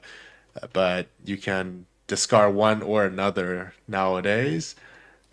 There's a few changes nice, I'll post. If you got the fur and if you got like a real ratty fur, and you were really after the bear for the bear fat, for example, I think that's a good thing. Yeah. You don't have to spend a bunch of money or spend a bunch of time trying to make a ratty fur viable and do something with it. Spend all that money to get it tanned, and it's not worth anything. Yeah, you can always. There's places that will take high donations, so if you do want to do it. But anyways. If anybody is doing Spring Bear, which is a little late now. It might be a little late, but you can plan for your fall bear now. I will always take any of the bear fat. And there's some clarification on, for example, what is the edible portion of a big game that you have to recover. It includes the forequarters, the loins, and the neck, which is a little surprising to me, but I guess. Oh, lots of meat on the neck. How much of the neck, though? Yeah. Yeah. I guess it's not clarified enough. We should write our provincial representatives. And apparently I wasn't educated on this. I took my hunters at like 2 years ago, like a year before I started hunting. I did not realize there was a requirement for high-vis clothing, and apparently What? in practice it wasn't required, but legally it was in Alberta. But the provision has now been formally repealed, so you can do whatever Maybe you someone want. put that forward because that hasn't been a thing in Alberta. So I thought the I don't same know. thing, Kyle, but like it was on the regs. Was it really? No one did it. I don't know. It wasn't. Yeah. I didn't even I remember. really- I need to search for it. And yeah, fish cops didn't enforce it, so they must have not known either. Nope. No one knew. Okay. Anyway, I'll have the article that is, was it All My right. Well Alberta, which is the official site. It's on our Alberta, Discord as not well, the rest yeah. of the country. Fair. Right. And there's the CBC article that no rifles that's been confiscated or bought back has made it into Ukraine yet, as expected. Shocking, I know. I think Zelensky was hoping they would be getting javelins because those are banned too, but doesn't appear to be. So, No GSGs for him. I don't know what they're gonna do. aw, Like I said, when they gave him the sad. list and asked him if there was anything available on that list that would interest them, I'm sure it was all the javelins and everything. He's like, yeah, anti-tank, Yeah, those. 50 cals, all the things. Yeah, right. yeah, all the stuff that isn't in public hands. Okay. But anyway, let's go to new gun stuff. Adriel, can you share your screen for this, please? Sure. One second. There's two things. So I'm going to talk about the Trigger Tech trigger first. They teased it. They released it in SHOT Show this year, I believe. I think they teased it like a long time ago. But yeah, they have this new trigger tag trigger system for Glocks. I believe Gen 1 to Gen 5 compatible, but it's quite different from most aftermarket trigger systems. It, like, have a backplate with an ejector on it, I believe. And yeah, it's quite a different geometry. I'm gonna slightly diss the shooter in the video. I don't think he is very good. The first thing he did was trying to reach into the trigger when picking up the gun. So I'm gonna criticize the video on that, but it does appear to be a very interesting, different design. We'll Cool. see when that gets released. And it does not, I believe it does not have a trigger blade because the safety is completely different. The second thing is from Bullseye Norse. They have a special running on the Benelli Leupold bolt action rifle, specifically for the 6.5 PRC caliber. $1,060. Very good deal, down from $1,850, I believe. And Wow. made in Italy, if I remember correctly. Yeah, Yeah, Benelli should be the Lupo. I think it is. Yeah. awesome. Neat. Let's go to our main topic. Thank you, Wes, Everett, Taylor, and Mel for coming on to our show. I've shot with all of them before, so great bunch of people. And unfortunately, the days of me shooting on the Super Squad at BTSA with PCC is gone. Yeah, Maybe well- in the next 4 years, we'll see about that. We'll see Yeah. about that. You never know. Keep the hope. You never know. Let's go to listener feedback. It looks like we do have an email. Yeah. Kyle, have would two. you? Oh, we have two. Okay, Yeah. Kyle, do you mind reading the first one, please? Sure. Just wanted to say I love your guys' podcast. I drive logging truck and spend a lot of time in the bush, so it was nice to find your podcast to help pass the day. I'm 52. When I was younger, I used to plink with a 22, and just recently I got my PAL. I own a TM22 as well as a 12-gauge Canuck pump shotgun and an SKS. I live on Vancouver Island, but will be moving to Alberta, Fort McMurray, next month. I'm hoping to get into competition shooting out there. I would like to get into precision 22 shooting or competition with 12 gauge of some kind. Since I only have my PAL and not my restricted PAL, so I'm unable to get a handgun, so that leaves 3-gun out for me. So for someone that is green as grass, like myself, what do I need to get to start competing in shotgun or 22 precision shooting? What should I be looking at for cost? The local sporting store here does have a Ruger 22 with a bunch of upgrades for precision shooting, but no scope for $8.99. I have no idea if that is good or not. I asked him what kind of scope I would need, but he wasn't really able to help with that. My budget is about $2,500. Is that okay, or should I be looking at putting more into it? And thank you for your time. I'm just gonna add a few things from what I learned from my time in BTSA. I think that's a pretty good budget. Precision rimfire, you're looking at ORPS, CRPS, things of those nature. Well, NRL 22 as well. I'd look at what Fort Mac has for shooting sports. That's true. They have an awesome range. Yep, they have a great range. That 12 gauge Canuck, as long as it's got a decent length barrel, you'll be fine for any clay sports. Yep.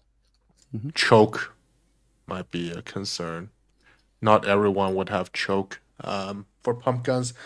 But yeah, see what check out the Fort Mac range, see what they have to offer, and you can go watch is it going to be soon enough for you?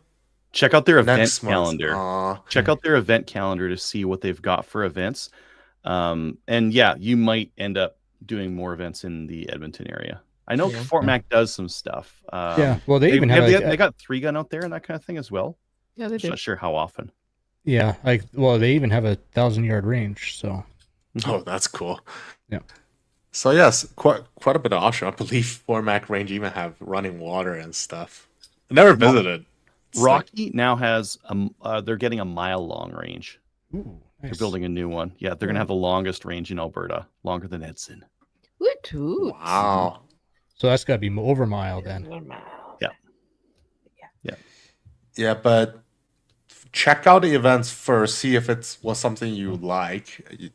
If you email the match director, I bet someone is gonna be willing to loan you some gear just to start. And I would say don't rely on the website though. Try and find it wherever you can find the information, because a lot of ranges are not good at updating their website and whatnot. So check Facebook, just check everywhere regarding that range. And if you don't have a practice score account yet, go sign up for that. See if you have events going on in your surrounding areas. That'll be great as well, I think. So yeah, generally speaking, from my perspective, don't rush the purchase. Buy the right stuff, not the cheap stuff, or just rush purchasing it. I don't think that's the best way to spend your money. And be prepared that when you do actually make it to Fort Mac, and you are ready to go buy something, you're gonna have to go to Edmonton, because there's not really a store in Fort Mac that deals with that. So, that's true. Well, you could always buy online. Yeah, you can buy online. Yeah. Adriel, do you mind reading the second email, please? Hello, this is in response to the comment at the end of the last show about why we are still competing or why we might not be. I am not, and the answer is COVID. Just before COVID, I met a wonderful woman, got married, and started on our family. I was gone for a year. When I wanted to come back, the vaccine passports just didn't come into play. I wasn't allowed to come back, and if the IPSC folk had said it was just to avoid fines, it might have made it more livable. People were buying the whole most dangerous virus thing. They even wanted to have guards. Being a competition and a range, they would likely have to be armed to make sure no dirty, unvaccinated, evil scum dared to even try to watch.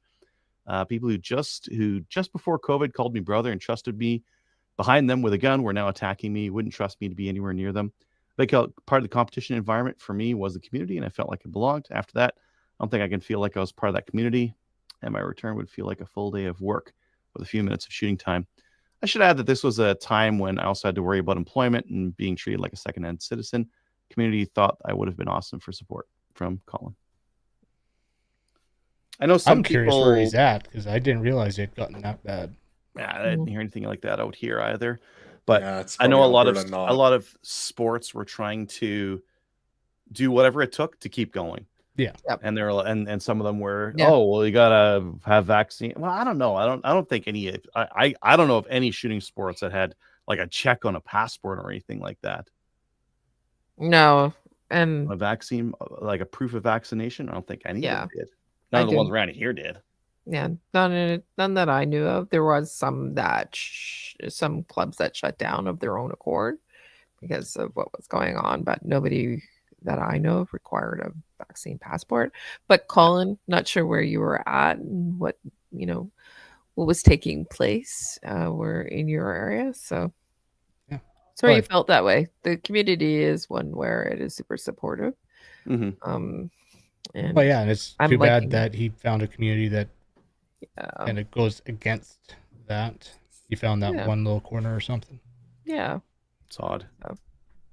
Yeah. Yeah, really odd. Love to see you back. No. Okay. All right, let's go to YouTube comments.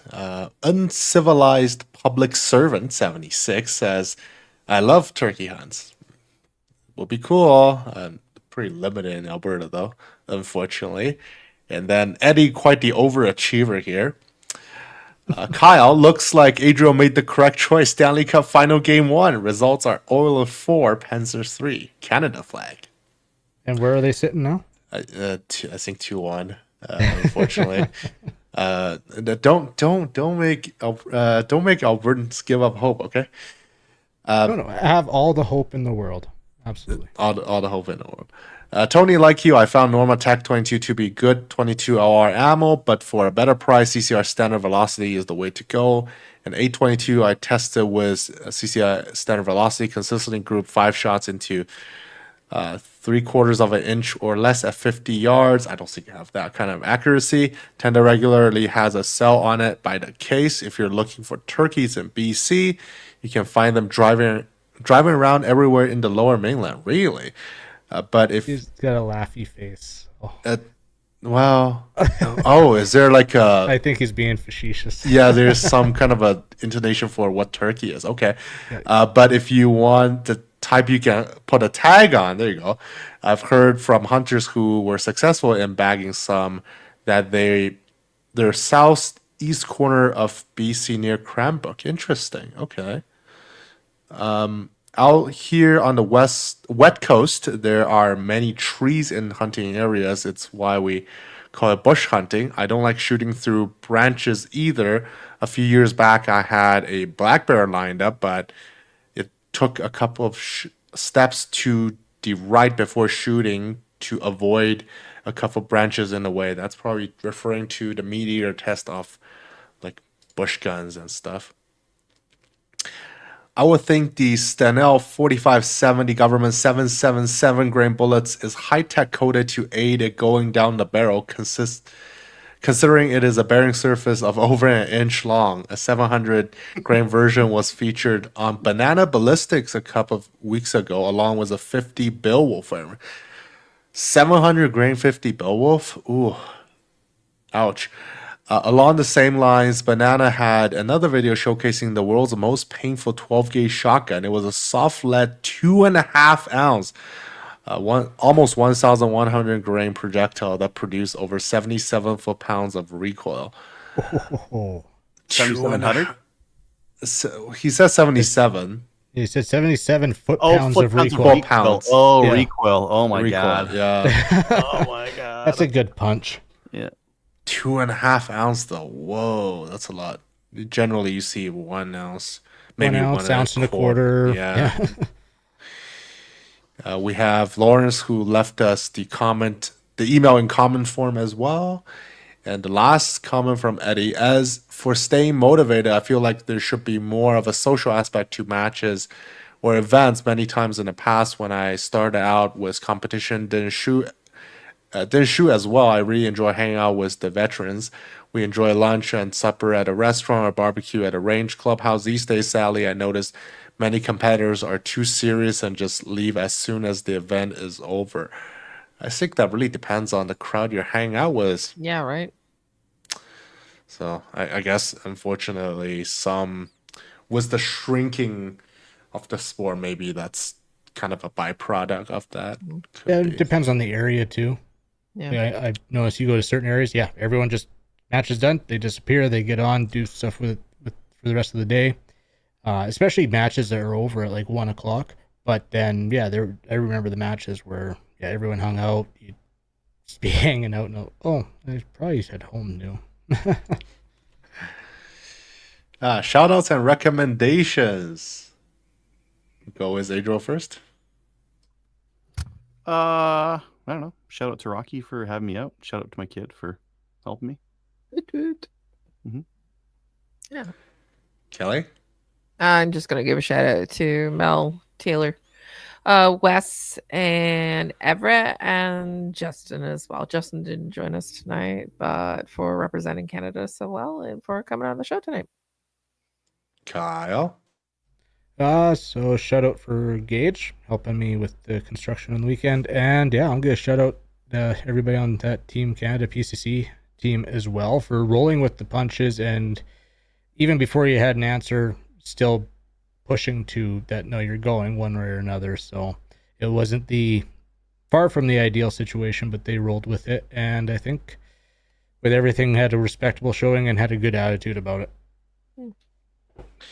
And I'll give a shout out to Taylor. Of course, he introduced me into the IPSC sports and really guided me as a mentor into the PCC sports. Unfortunately, destroyed by OIC 2.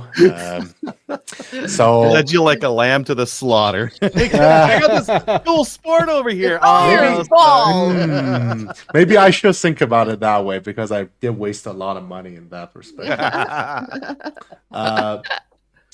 Yeah, but it's unfortunate, right? Taylor was asking if I'm going to go hang out tomorrow at our regular Thursday night IPSC match, but I don't have anything to show up with right now.